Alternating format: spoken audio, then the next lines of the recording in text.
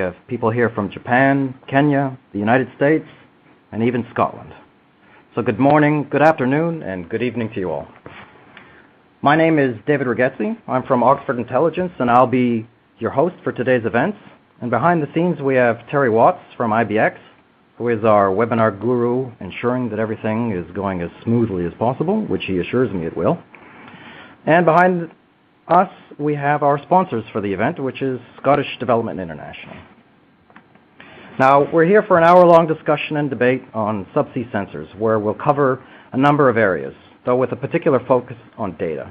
How to collect data, how to present it in ways that are not overwhelming given the amount of data that we're collecting, and then how that data can be used to make good decisions. The presentations will provide examples of new geographies, new markets where sensors find themselves, whether that be in construction in the Middle East, environmental monitoring in the Arctic, or in a constantly moving position anywhere over the seven seas. For now, I'd like to give the floor to Richard Nielsen from the University of Aberdeen, who will provide an overview on some of the issues that the industry is facing. I'm taking you through some ideas today and challenges in terms of subsea sensing. So let's just have a quick look at the outline to the talk. I'll give some introduction, some ideas of subsea challenges, some ideas on subsea sensors and data requirements, some more detail on underwater sensor networks, and then also some comments on deriving information needed for decision making from the kind of data we get from sensors. And then we'll draw some conclusions. Current challenges in terms of the North Sea particularly are things like small and remote fields, harsh environments in deep water. And these bring various problems. Partly the need to minimize infrastructure cost, the possibility of not being able to have local manned structures because they may not be economically viable, but we still need good quality processed information to make decisions. We've got long and deep tiebacks, maybe up to 170 kilometers west of Shetland. We need control and communications over these long distances. We've got flow assurance problems where we may need sensors at many places, and we've got a need for environmental monitoring. The way forward for this are probably in terms of sensor systems. We need high quality data from sensor systems. We need operational flows, pressures, temperatures, and so on. We also need data on the condition of the infrastructure, but also we need environmental monitoring. And we then need to communicate this data, and wireless sensor nodes and networks are possible solutions for these. Cost-effective, low power consumption, but they also need to be secure, reconfigurable, and we need physically robust systems for underwater environment. So in terms of wireless communications, the advantages of these as well, we have communication possible of asset integrity data. We can also link up with AUV communications, where there may be a limited communication range for the AUV. Brilliant, very good use of wireless communications for backup channels for communication, retrofit for existing equipment, and removal of fiber or copper communications. In terms of underwater sensor networks, we have the possibility of looking at multi-point measurement for flow assurance, distributed leakage measurement, and environmental and reservoir monitoring. Reservoir monitoring at the moment is taken by wired systems, and there's systems in Norway at the moment with several hundred sensors wired over about 1.8 kilometers. Very difficult to install, expensive to install. So some advantages of underwater sensor networks and wired and wireless systems. Wired, very simple power supply. We've got shielded cabling, we've got high data rates. But the disadvantage is very much that we have single point connection failure. One wire goes down, we may lose the whole system. We've got high installation and maintenance costs. Wireless, we've got low installation costs. We can drop it in the water or easily place it. We've got no deep water wire connector problems. We can have automatic rerouting if we have a connection failure. And we've got the possibility of mobility, moving things around or retrofitting to existing plant. The disadvantage is very much in terms of acoustic and electromagnetic interference, reduced data rates, particularly in EM, and limited power, the fact we can't transmit necessarily over long distances or at high powers. Looking at this in terms of power requirements, routing of networks is very important. This slide shows a network of wireless nodes, so each point's a wireless node, and the lines show the routing which would happen in a normal routing protocol. The right-hand graph then shows us that same network, but using a very efficient routing protocol, which minimizes energy usage, and we can save about 70% of usage. As you can see, there's much fewer nodes used, broadcasting over longer ranges, but the net effect on the system is lower consumption, longer lifetime. And to be useful, we need to derive useful information from the data. We need to be able to report this information to allow decision making, and then we need a quick decision to be made. And there are various solutions for this. One is data mining. There are companies like Sibula and Blueflow who do this type of thing. There's also things like data text reporting, where we can use data, and natural language generation allows us to generate reports. And ARIA at the moment are using this in the Gulf of Mexico on some of the sites there. And then there's possibility of automated decision making, rule-based, Bayesian reasoning, fuzzy logic in networks, where we can actually speed up decision making locally without human intervention. So decision making, some of the ways we might get around this, some of the problems actually associated with these are in terms of data mining. We need to have known events against which we can match data trends. So we can look at data trends, but we need to know what these actually mean in terms of events in the past. We also have, in terms of automated reporting and decision making, employee and public perception, trust in the system, whether it's seen as being safe, choice of the decision-making system of the ones I mentioned, and also whether the knowledge base we've used for decision-making, is it complete, are there any conditions missing? Having said that, we trust automated decision-making systems like ABS, braking systems, autopilots in flight and so on. So these things can be got around. So just to conclude, subsea sensor systems and communications can assist in meeting the challenges by providing high-quality process data and providing high-quality and flexible communications through wireless networks. But there are still areas that need to be addressed. We still need to extract the useful information. We need to be able to report this and provide quick decision-making. So just thank you for listening, and we'll take some questions later on. I'd like to thank Richard for setting the scene for our discussion, and now I'd like to continue on to a series of presentations on new technologies being used in various settings.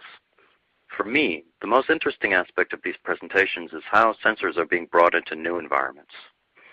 And with that thought in mind, I'd like to invite our first speaker in this series, Blair Cunningham from CodeOctopus. Blair is here to talk about the visualization of data from the seabed, combining 2- and 3-dimensional images to create more visible images. Rather than bombarding an operator with multiple images, CodeOctopus has been working on taking sensor data in different dimensions and combining them into a single feed that allows operators to make decisions more easily. Well, thank you very much. My name is Blair Cunningham, and I'd like to thank you all for attending this webinar. I'm President of Technology for CodeOctopus, and CodeOctopus is actually part of a larger group of companies. So we're actually multinational. We're headquartered in the US, and we have 2 engineering businesses, Salt Lake City in Utah, and also in the UK, in Portland. I'll be talking about the marine products division of the company, and then we're situated in Lakeland in Florida, Edinburgh in the UK, Bergen, Norway, and latterly in Perth, Australia. Echoscope is a world-unique real-time 3D sonar. So a real-time 3D sonar, if we compare that to other technology, on the top right, you'll see an image of a 3D multibeam. So this is typically a sensor you would either move along the seafloor, and what you'll see is it will gradually build up a 3-dimensional image, but we end up with the black marks, which are shadows. We can't see physically past objects. A 2D imaging device is maybe more akin to, like the baby sonograms that you would get. So you can see a 2D representation of an image on the seabed, but we've got no depth perception. We lose that additional 3-dimensional capacity. And then the main window is what we're looking at for the Echoscope. And that image that you're looking at there was rendered probably in the time it took the boat to sail past this underwater structure. And we see this incredibly high-resolution real-time image with no post-processing or editing in real time. So the operator can make decisions about what they see in real time, and we can obviously use that for other application points as well. How do you need sonar? So I think the biggest problem for most people is when you look at visibility in the water. So what the Echoscope can do is still provide a clear representation of the seafloor or moving objects in the water column, regardless of the turbidity or the resolution of the clarity of the water. So the image on the right is showing a typical ROV camera that we can see, and the image on the left is then what the Echoscope is seeing at that same time. And this allows me to then carry out tasks or construction work in real time. The Echoscope is unique, however, in that we can actually do two things at the one time. So we can either use the system as a camera. So the image on the left is allowing us to see what's typically a large concrete block, in this case used for building breakwaters, but it could easily be a section of a pipeline, it could be a second ROV in the water column, but we get to see that object moving in real time. If you imagine a construction environment, if I'm a crane operator and need to move that object around, I really need a high refresh update such that I can understand the cause and effect of the motion that I'm doing. The image on the right, again, is a similar one where we do 3D complex mapping. The way the Echoscope works is, because it's a volumetric sonar, it images typically 50 degrees by 50 degrees field of view, so much like a camera. But we can then use all of the data that is returned, all the XYZ points that we returned, and we can produce a noise-free image, which is of very high resolution, but automatically we can filter out any of the incoherent data. And the one thing for people that have used underwater sonar or cameras underwater, be it fish, be it sediment in the water, there's always noise and artifacts that appear in the water column which could normally have to be edited out of the scene. To give you some of the benefits of the system, so as we stated, you can use it in zero visibility condition. We can see moving assets, and we can also build up maps of moving assets. So if I give you one really good example is, if I wanted to image a pipeline and I wanted to look for perhaps a leak in that pipeline, we would use perhaps Echoscope in camera mode in real time, and we'd be able to clearly see the leak coming from the pipe. But perhaps one of the byproducts is that once I've gone along maybe the 10 kilometers of pipeline, I wanted to produce a map of the data. Now, typically, you would have to use two different sensors for that. With the Echoscope, however, we can just visualize the data in camera mode, but I'm actually building the map in real time behind the scenes. So we've got lots of really nice applications and multiple things we can do with the system in real time. Some of the applications we're actively involved in are, in port construction and the oil field and renewables, but we're involved in a number of research programs, oil detection, gas leak detection, port security. So this gives you just a little flavor of some of the active work that we're currently doing at the moment. Oil and gas, the pressure is really coming on to complete tasks on time, people to spend less money, and then how do they, what's the cause and effect? You don't want to go out and do a survey, then go away and analyze how you're going to complete the task with no visualization, and then go and do a survey to work out what you have perhaps done wrong. So this gives you the capability that allows you to see exactly what you're doing in real time. So in essence, One Per Business is all about how do we shrink the process that was typically done off, as I described there, survey, process the data, do some planning, execute, and then do another survey, process the data, and review. We can actually do all of this in the same time. So we've got a kind of very, very good system to be able to do that. What we can do also is to bring models into the place. So now the operator not only can see with the sonar data, but we can place models such that they can say, this is where I need perhaps a mattress to be placed upon the seabed. And in real time, we can color the data relative to the position of that mattress. So it becomes almost like a computer-guided system, but with very high graphic content to the operator so they understand what they're doing. Typically, the people that are doing these construction tasks, of course, are not surveyors. Just to lastly on then one key program that we recently done in the Middle East, they needed to place pipeline sleepers on the seabed. And the problem with the line pipeline sleepers, again, is the visibility problem, but the use of divers. So they had to use divers quite extensively to place these on the seabed. What we did, though, was to come up with a new program such that it could use the echoscope in conjunction with some positioning, subsea positioning. And this time they would be able to exactly see where they were placing the sleepers upon the seabed. So if we look at the objects here, and we can have a look at this model we're seeing, they're not only able to witness the sleeper placed on the seabed in real time, but they can build a pre and post map as they're going along, such that when they come to the end of the survey, they're able to then produce complete survey results. And the productivity gain they were actually able to achieve in this particular case was over 3,000%. They went from laying 12 sleepers per day all the way up to 76 sleepers per day.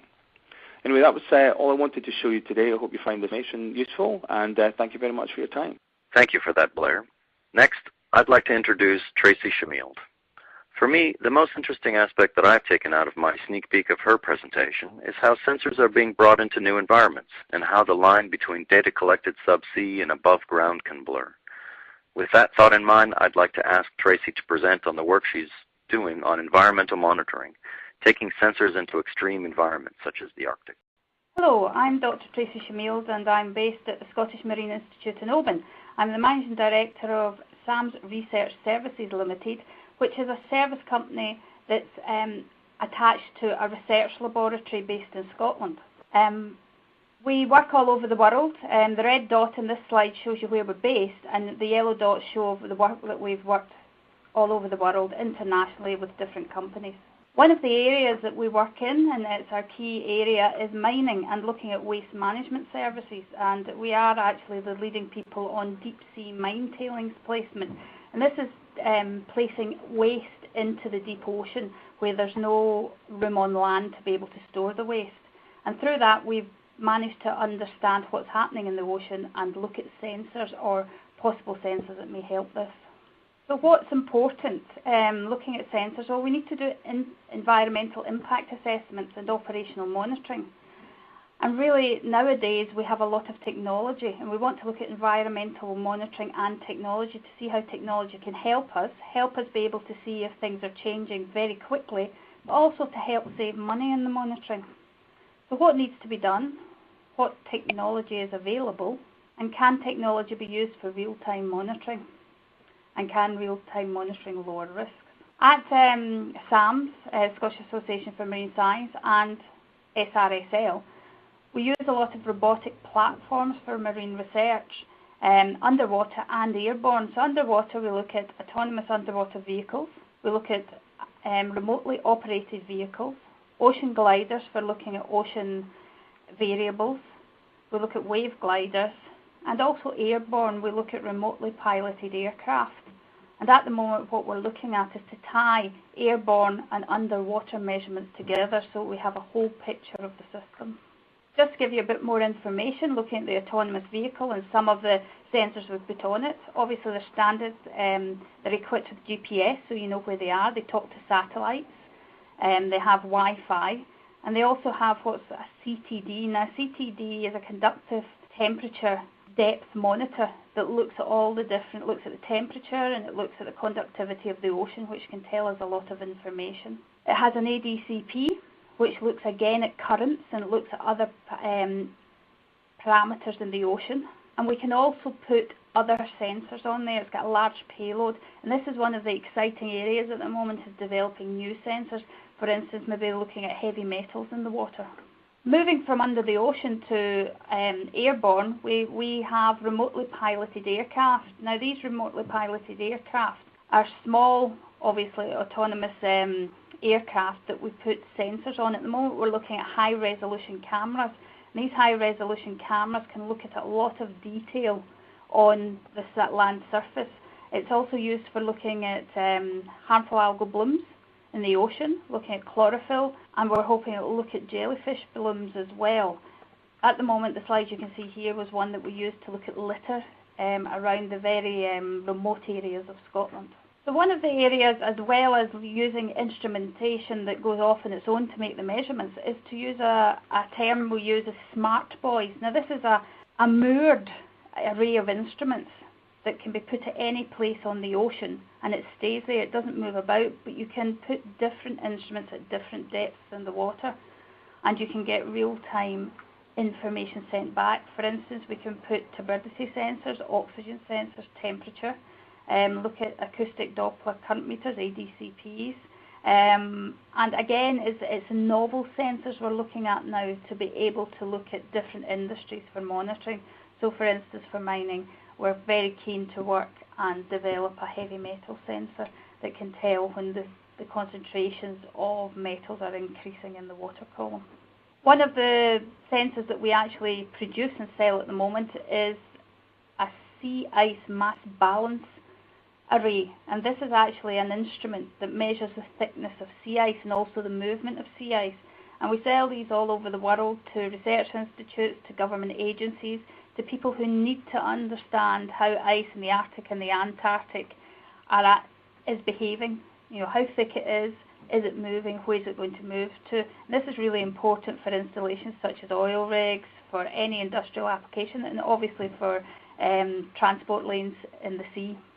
So I'd like to thank you. That was a very quick summary of what SRSL do in the sensor range, and we're very keen to work with people to develop new sensors. So thank you very much. Thanks, Tracy. And now our next presentation is going to be from Sveinung Botman of the Christian Michelin Research Institute. He's here to show us sensors in a completely different light. In the last two presentations, we saw sensors being used in a relatively static context. In this next presentation, however, we see sensors on the move in a sustainable context with a speed determined largely by the wind. With that, I pass on the floor to Sveinung. Hello, my name is Sveinung Botman. I work as Technology Director at Christian Michelin Research Institute, CMR for short, in Bergen, Norway.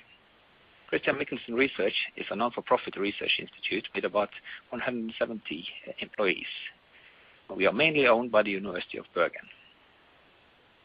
In this short presentation, I'm going to tell you about a product developed at CMR, the CMR Sailboy.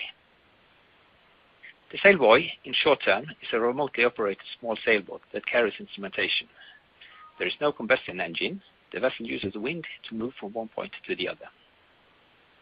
Further, the vessel contains two batteries, one for operating the sail and one for instrument power and communication. Some key elements to the Sailboy. The Sailboy can carry 10 kilos of instrumentation with a maximum volume of 60 cubic decimeters, which is the same as 60 liters. The batteries have capacity to last for up to 3 months operation without any recharging. The Sailboy uses satellite communication, and the client can view the position and give new commands through a web interface.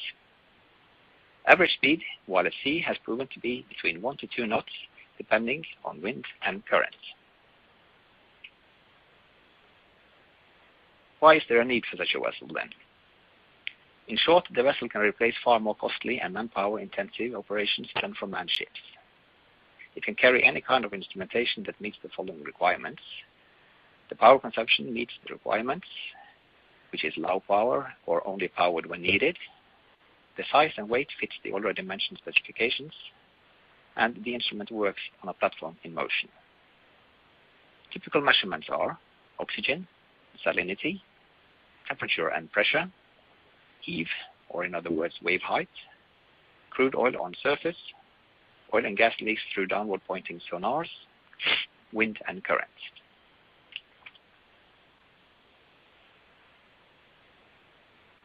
Now I'm going to tell you about some projects the Sailboy has done in the past years. In 2013, the Sailboy was put to use in the Gulf of Mexico. Please see the map for the route. The project lasted from the 15th of March to the 15th of June and was a success. The Sailboy reported quality measurements of temperature, oxygen, and conductivity, where conductivity and temperature were used to calculate salinity.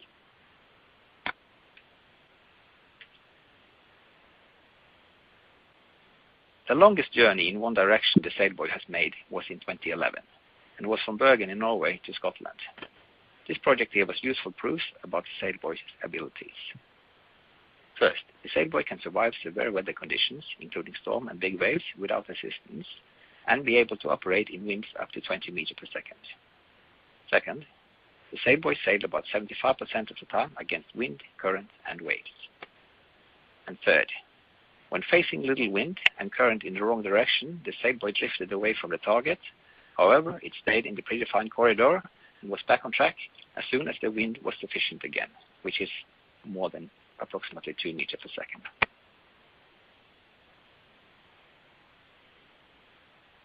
In 2012, the sailboy was used in the Canary Island region. Again, the measurements were conductivity, temperature, and oxygen. This project became a little challenging and needed to last a bit longer than originally planned. First, wind became a challenge. Out of bad luck, there was far less wind during the project compared to what is normal for the season. For a period of times, the sailboy stayed put in one position and slowly drifted off due to currents. Second, the instruments became subject to biofouling, which most likely could have been easily prevented using biofouling preventing coatings. For more information on these projects, a project in the Arctic Ocean near Svalbard, north of Norway, and much more, please see www.sailboy.no.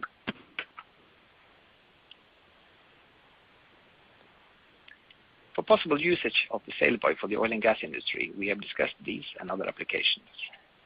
Hydrocarbon leakage both naturally from the reservoir and after incidents.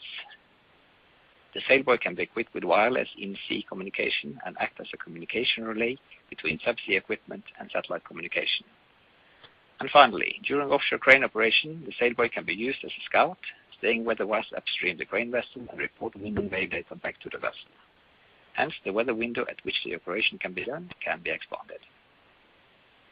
Thank you very much for your attention. Again, please see www.sailboy.no. Now I'd like to introduce our last speaker, who is Ian Reid, the CEO of Census, the Scottish Centre of Excellence for Sensor and Imaging Systems. We've asked Ian to give a short presentation on some of the excellent research being done here in Scotland for those of you who had expressed an interest in forming partnerships with researchers who could help you face the technical challenges of your business. So without further ado, we'll move on to that presentation.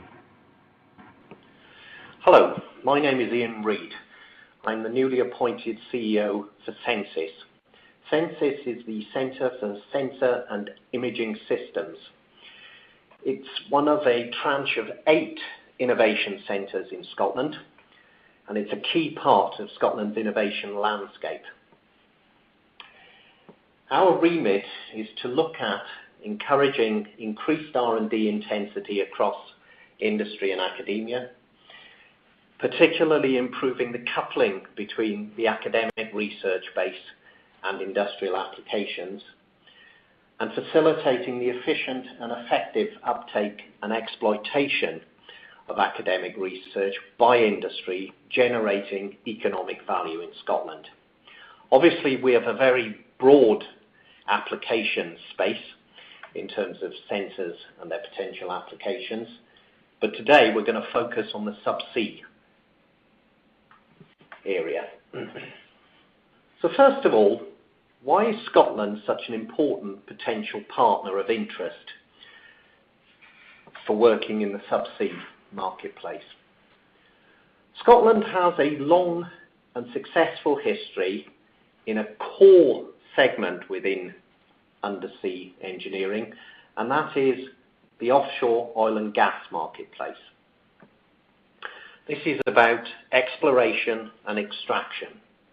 It's a key sector in the UK, employing some 440,000 people.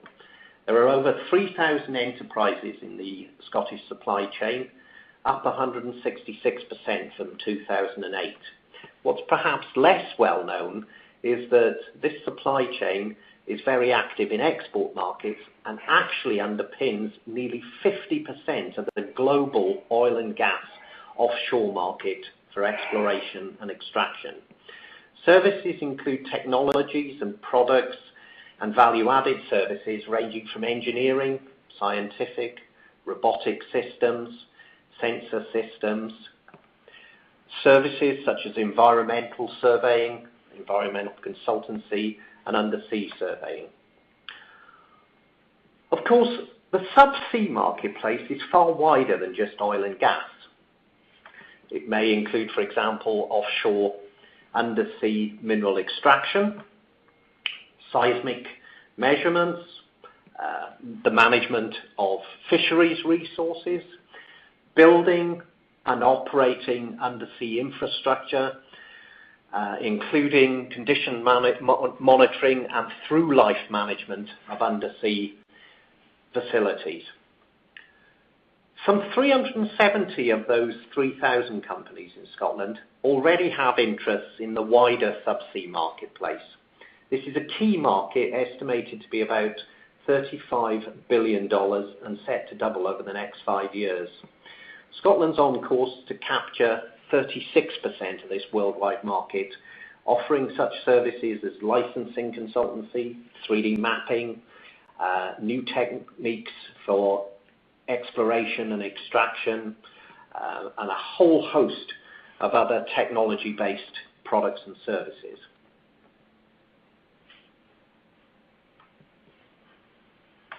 Has pioneered the sensor stack, which is a good way of thinking about how fundamental technologies get to be used in wider end applications.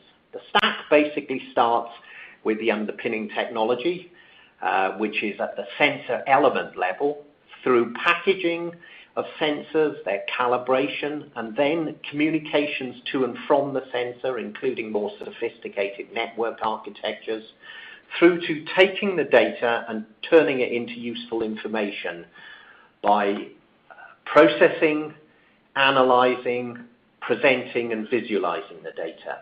So what I've done is I've looked at that stack, and I've just taken 3 examples of successful companies, of which there are many others in the Scottish supply chain, and I've just linked those to particular places in the stack.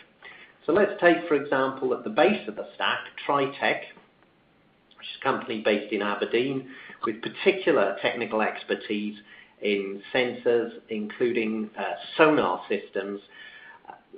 And then let's take a look in the middle of the stack, FMC Technologies, another very successful organisation employing some 250 people in Scotland in R&D. And their key expertise is linking together sensors undersea with a fibre optic based undersea network architecture. Through to the top of the supply chain, a company that was a spin out from St Andrews, that's Addis Deep Ocean, whose expertise is in digital terrain mapping and 3D visualization. So how best for a company to get a window onto this academic base and this industrial base and to start building relationships to access and leverage these key pieces of expertise? Scotland is very well established in the general sensors market, an industry worth £2.5 billion in Scotland and growing very strongly. That sensor market could underpin a broader subsea sector worth nearly £9 billion, according to the Subsea UK survey of 2014. Sensis, the innovation centre, has links to its sister innovation centre, the Innovation Centre for Oil and Gas, or OGIC, and working with either of those innovation centres gives you a seamless window onto the activities of the other. The Oil and Gas Centre is, of course, more closely linked to the end application for offshore extraction and exploration.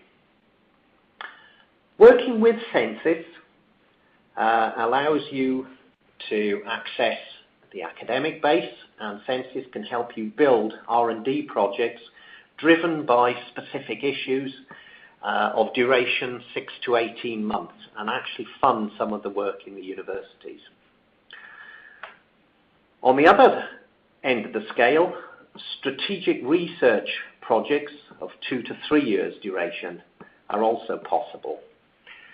Also in the toolkit for Sensis is the Enterprise Skills and Training Agenda, which allows for places on an MSc, an NGD, and a CDT postgraduate training course, which are sensor and imaging system specific from a technical point of view and very closely linked with industry needs and requirements. We can assist you in understanding the landscape for research and also the industrial base. We can help you shape projects which are fundable not only by Census but potentially by the Scottish RDAs or indeed the wider UK Technology and Strategy Board, or, given the right eligibility criteria, EU Horizon 2020. We can help you build those consortia and to develop an R&D portfolio which is closely linked with the academic base, helping you develop products and services for the future. So, if you want to come and have an informal, exploratory discussion, please contact Census. We'll be pleased to hear from you, and look forward to working with you in this exciting area. Thank you.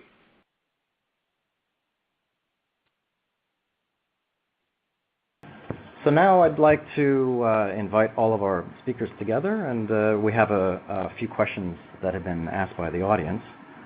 So I'm going to direct this first one to Richard, and it's Simon has asked about overcoming the short-range nature of subsea wireless data streaming. How to overcome that? Use relays, network buoys? Perhaps you could start off the discussion. Yeah, thanks. I guess it depends what level of bandwidth you're looking for. I mean, if you're looking for high bandwidth, then electromagnetic is the way you've got to go. If you're looking for low bandwidth but long distance, then it's acoustic.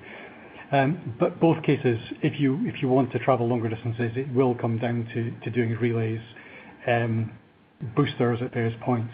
And obviously, in terms of infrastructure, that means putting infrastructure in, or buoys in, or subsea assemblies in with battery power to cover these. The alternative would be to take from subsea up to the surface buoy and then relay that by satellite elsewhere.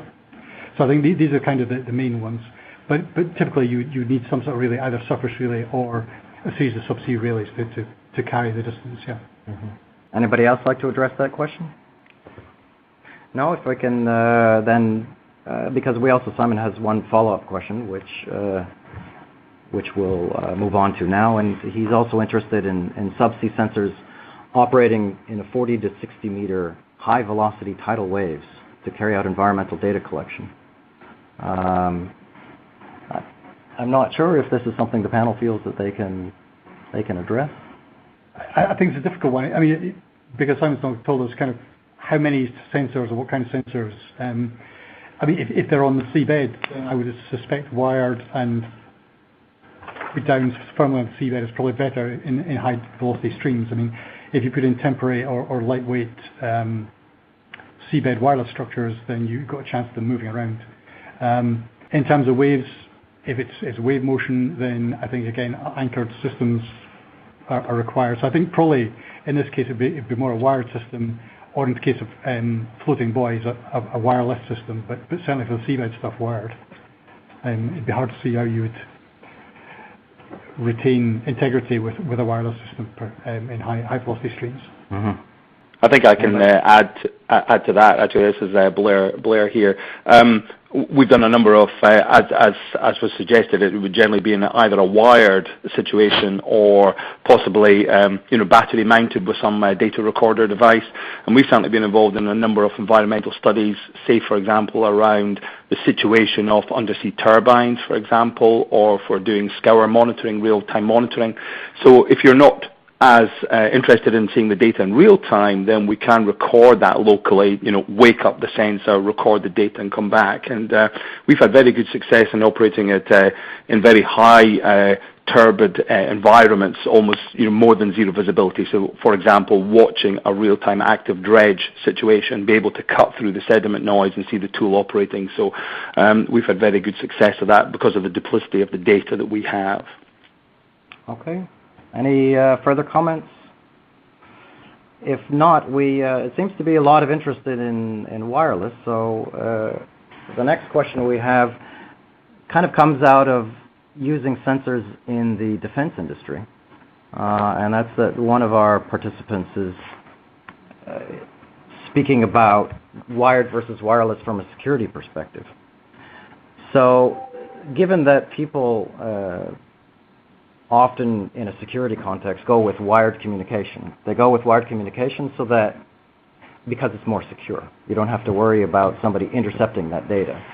Now, I know, Richard, in your presentation, you were specifically looking at the advantages, and you mentioned speed, which is one reason also above the sea you go wired, and also reliability. But you didn't mention the security of the signal. So if you're in the defense industry, for example, should there be any concerns? Is there any thought being given to the security of the wireless signal? I think the answer to that is yes. I mean, most of the best encryption systems at the moment are based on military systems. Obviously, I mean, if you go and start looking at things like missile control systems, then obviously you require very secure communications with your missile, or it's got to be autonomous. So all of these things need to be very secure. So the defense industry has already very high-grade encryption for transmission of data. Whether it would use underwater is less clear.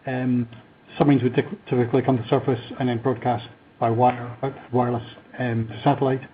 I suspect the major sonar arrays are wired sonar arrays, again, to mitigate security leaks. So I think there will be requirement, well, there definitely is requirement within the military sector. Whether they're looking at it particularly in terms of subsea sensors or not, I don't know. But within the oil and gas sector and subsea industrial sector, then if you are going to scatter, say, a series of sensors and want feedback, some of it may be okay to leave fairly open because it may just be data coming back in again and you're not worried about security. But there may be things, particularly if they are to do with flow rates, which may be fiscal, and so on. There may be things where you actually want a secure flow of information back, in which case secure encoding is important. There are new encoding techniques coming up which also will allow faster transmission or better transmission underwater based on chaos theory. So there are chaos theory based encryption techniques, but there's some work on chaos theory encryption for transmission, which can be quite secure. Anybody else like to follow up on that? All right. The next question we have is from Terry, and it's a relatively general question, so I'll just push it out to the panel, and one of you can pick it up. But it's a question about global markets. So the question that this participant has is, which global markets and sectors do panelists see affording the greatest opportunities in the areas of subsea technology development and deployment? Yeah, that's an interesting question. I mean, obviously the hot spots have been oil and gas up until very recently, but I think there's a huge amount of interest in subsea mineral extraction, for example. There are, as you know, certain parts of the world where subsea sensors for seismic activity as early warning is very important.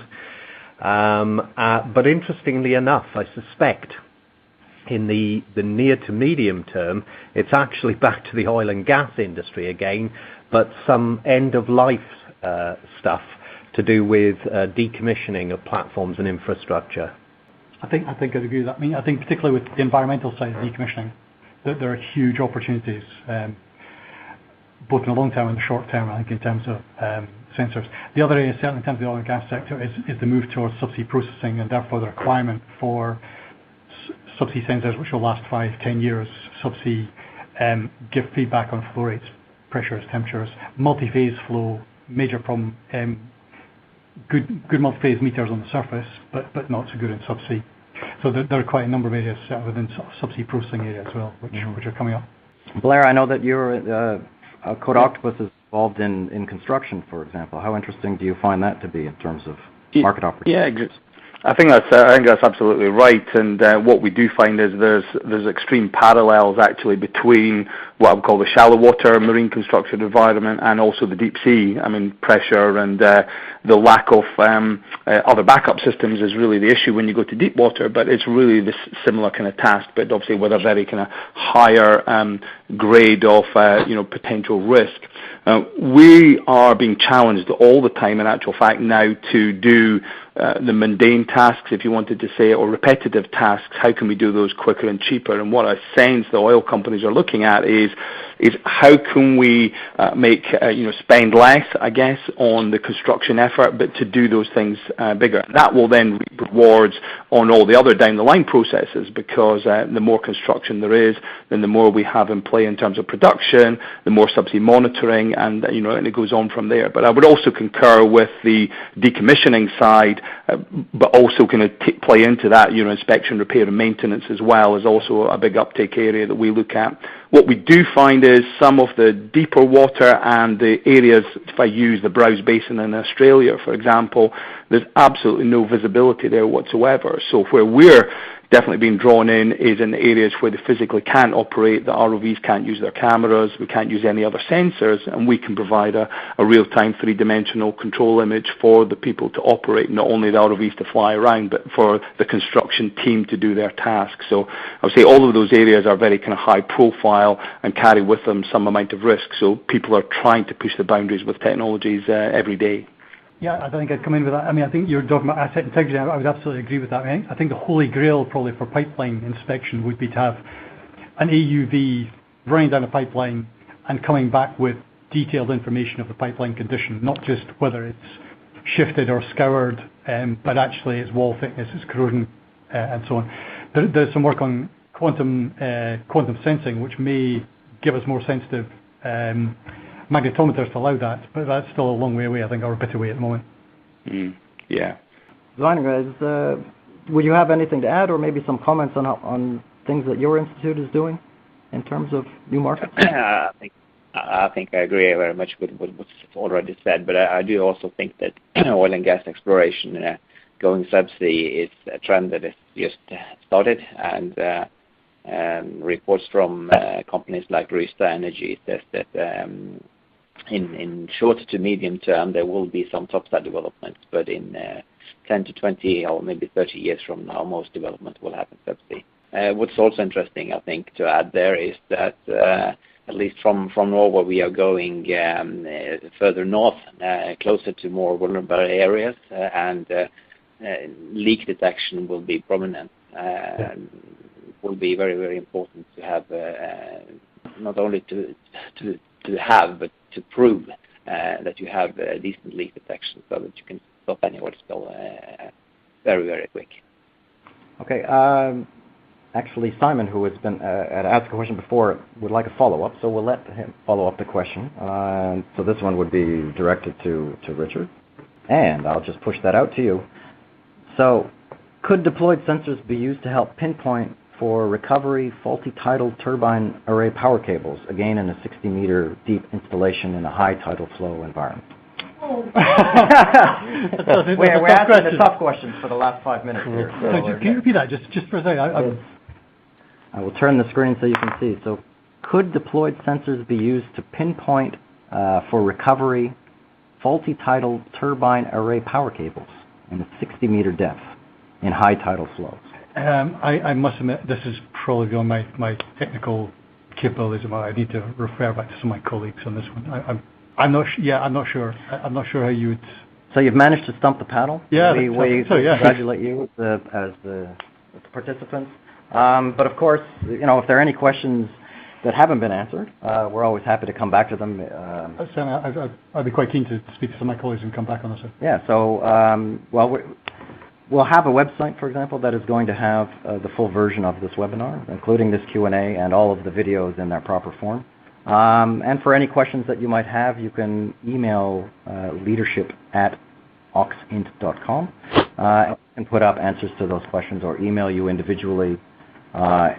Again, if you're looking to form partnerships, for example, with Scotland, you can get in contact with Ian Reid, and we'll help to set that up. We are getting close to time, but I think we have just one last question that we'll ask. So we'll push this out. So the question is that there are a number of surveys taken at a site by various contractors and research groups. The problem of real-time data in a tidal stream is extremely challenging, mostly due to cable wear. So what are the barriers to using wireless sensor systems?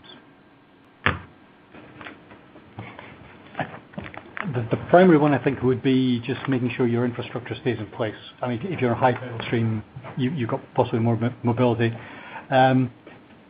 If you were going to use, you probably couldn't use acoustic. If there are high tidal streams or you've got acoustic noise, then you may have problems with acoustic transmission. If it's relatively short range, electromagnetic over the tens of meters would work. So EM over tens of meters, acoustic, I think if you have wave breaking, if you've got high speed flows going past turbulent or objects which will give high turbulence, I think there'll be problems. So I think that's probably the major problem in terms of the type of system we're talking about here. Anyone else from the panel before we close up this session? Yeah, I think the other thing that we tend to run in as well, I mean, we're a real-time sensor, but there is, people do play on the term of real-time, so you can have this kind of delayed real-time, much like this video, we'll talk and then you'll maybe hear it a second later.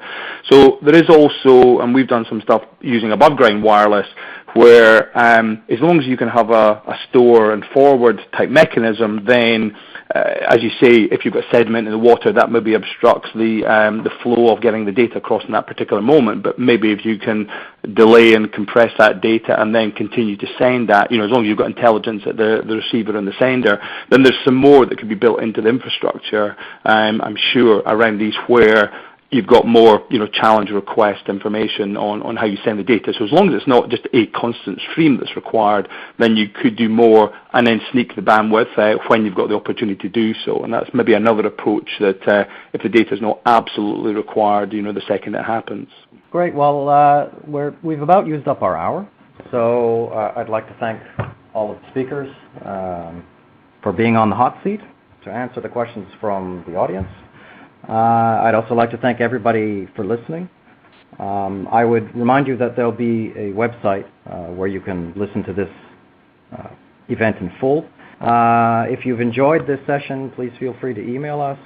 Also, if there's other topics that you might be interested to hear about, we'd also like to hear about that, because I know as our sponsors, Scottish Development International is kind of interested in providing you a space to converse, get together, and debate some issues in terms of subsea sensors. So with that, I'd like to conclude. So again, thank you very much, and we hope to hear from you again soon. Thank you.